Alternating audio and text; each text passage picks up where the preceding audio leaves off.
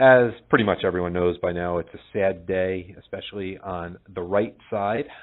Today is, and conservative media, huge loss with the passing of Roger Ailes after a fall today. Eddie Scarry at the Washington Examiner has been covering it, and he joins me right now. Eddie, how are you? I'm good. Thanks for having me.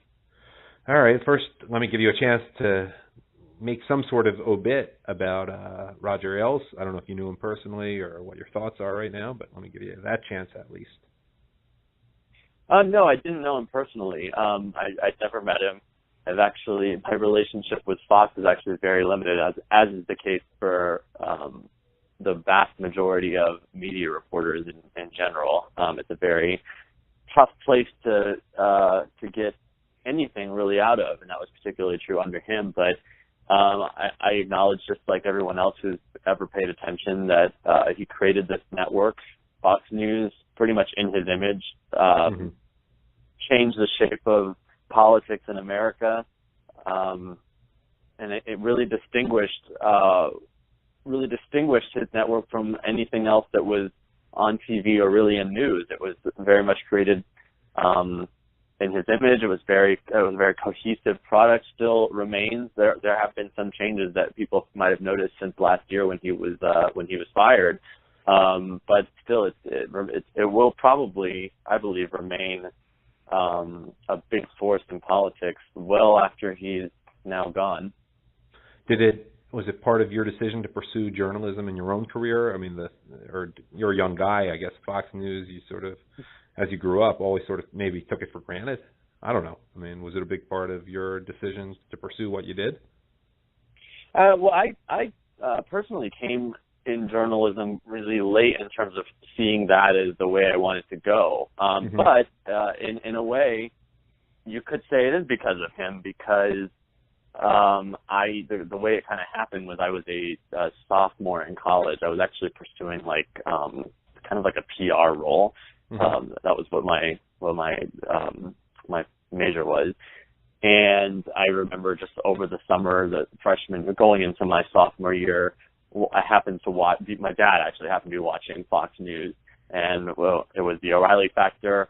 I paid attention to it, and I thought he's really good at what he does, and I find these topics interesting, and it's interesting that they can take something that could otherwise be boring and make it, engaging and really capture you and be gripping in kind of ways.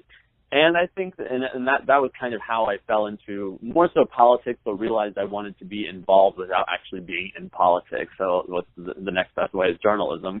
But I think that is there are other things at work there, but really the thing that Roger Ailes did was make politics super exciting for people that are sitting at home. The thing with Fox is that, he did this, the graphics, the sound effects, the people who are excellent communicators on TV. It's a show.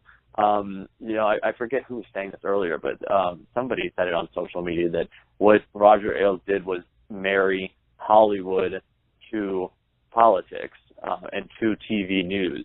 And I think that there's a lot of truth to that. I mean, he put together a very visual product that was just fun to watch. You're avoiding saying the obvious, and we won't go any further than this. He put a lot of pretty girls on there as well, of course.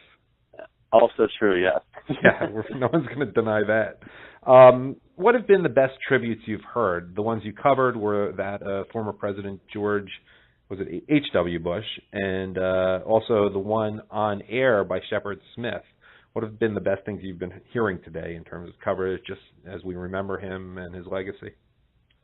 Well, I would actually be most interested to hear what Bill O'Reilly, would have to say about what Bill O'Reilly would have to say about Roger Ailes, because one, he did seem to admire him just based on public comments, but he also, knowing from what I know, also someone that I don't know personally, I don't know Bill O'Reilly personally, but what I know about him and what I've read and the person that I would see on TV, as much as he admired Roger Ailes, it wasn't this kind of sycophantic, suck up kind of thing. So I would be really interested, and I think there are other people actually at the network who came across like that in big ways. I think Sean Hannity kind of, I believe he's genuine in his admiration for Roger Ailes, but it just always kind of came across. It's always kind of come across a little bit too much. But so I'd be interested in what Bill O'Reilly has to say. I'd actually be really interested to hear what President Trump has to say.